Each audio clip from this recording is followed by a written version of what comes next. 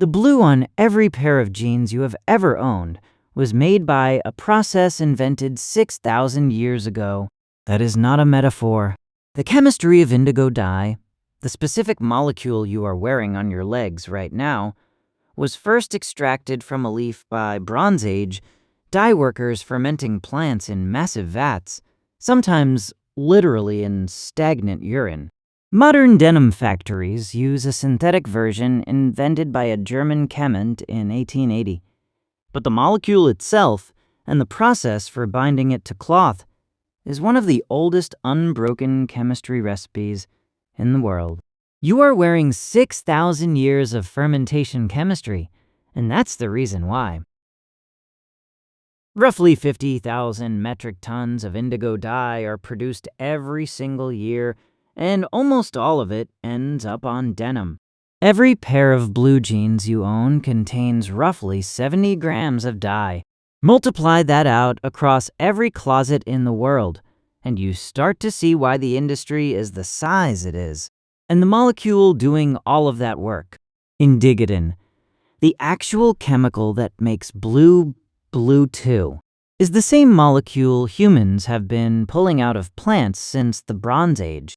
The recipe is older than the alphabet, older than the wheel, older than written history, and almost no one who wears jeans knows it.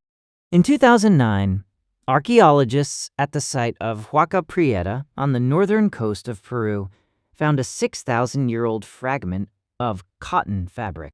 It was dyed indigo blue, the same indigo blue that is on your jeans right now. It is the oldest known piece of blue cloth in human history. Egyptians, the Inca, and Bronze Age China independently discovered the same trick. Take the leaves of a specific plant, soak them in water for hours until they ferment. Add lime or wood ash or stale urine to make the water alkaline. Aerate it. Let it oxidize. What precipitates out after all that is a navy blue powder that bonds to almost any plant fiber and almost never washes out. Here's the part nobody talks about. For most of those 6,000 years, the alkaline activator of choice was human urine. Medieval European dye houses kept enormous open fermentation vats at the back of their workshops, filled with stagnant urine collected from neighborhood collection bins. The fumes were so toxic that European cities required dye houses to be located outside the city walls. The workers had unusually short life expectancies. The smell was cataloged in medical texts as a recognized public health concern. And the cloth that came out of those vats was the most prized blue color the medieval European market knew how to produce. It dressed kings and bishops. It marked nobility. In 1880, a German chemist named Adolf Baeyer figured out how to synthesize indigotin from coal tar. It took the German chemical industry another 17 years to make the process economical at scale. But by 1897, the BASF Corporation was producing synthetic indigo by the ton. Bayer won the Nobel Prize for it in 1905. The natural indigo industry collapsed within a decade. Indigo farmers in India and South Carolina lost their work, and the molecule from those German factories, indigotin C16H10N2O2, was identical to what Bronze Age dyeworkers had pulled from leaves. Same chemistry, same blue, different supply chain.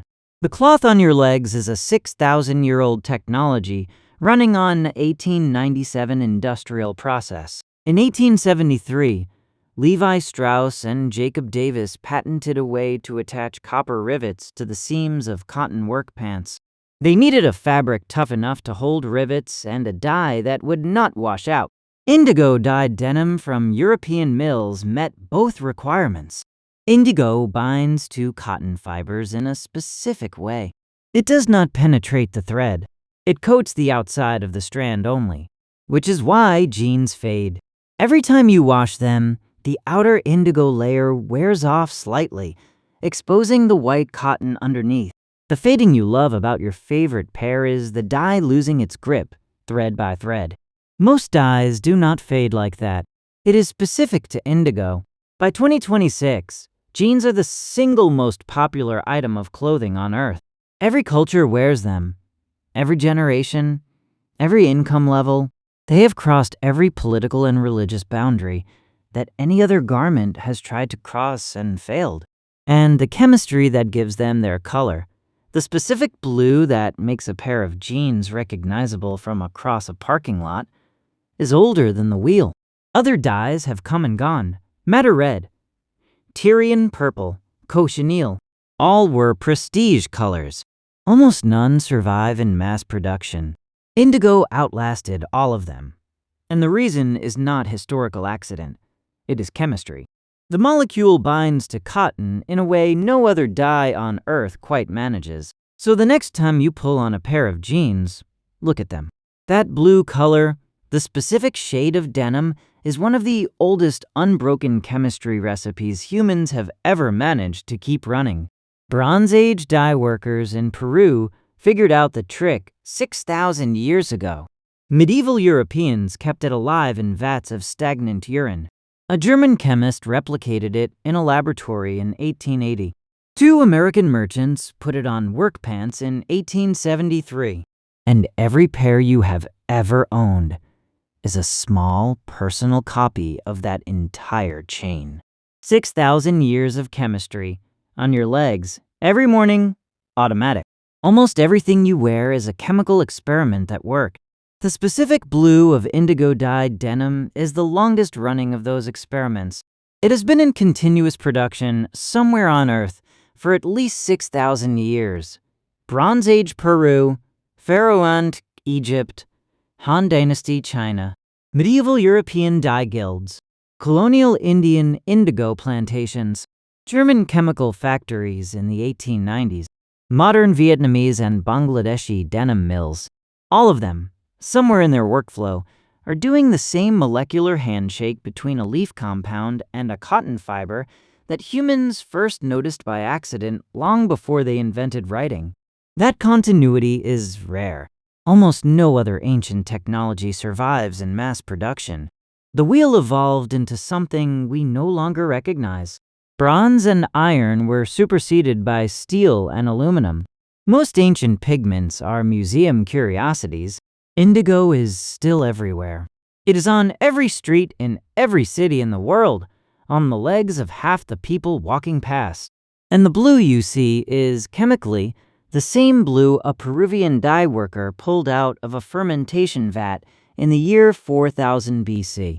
You are wearing the longest unbroken chemistry recipe in human history. You just did not know it was a recipe. Most people, even after they read about it, will forget by tomorrow. The blue keeps working anyway. The next time you pick up a pair of jeans, run your thumb along the fade lines on the seams. Those white threads are not damage. They are the dye losing its grip on the cotton, one wash at a time, the way it has on every cotton fabric for 6,000 years. If you liked this one, there's a whole channel of stories like it. The reasons behind everyday things you've never asked. Subscribe so the next one finds you.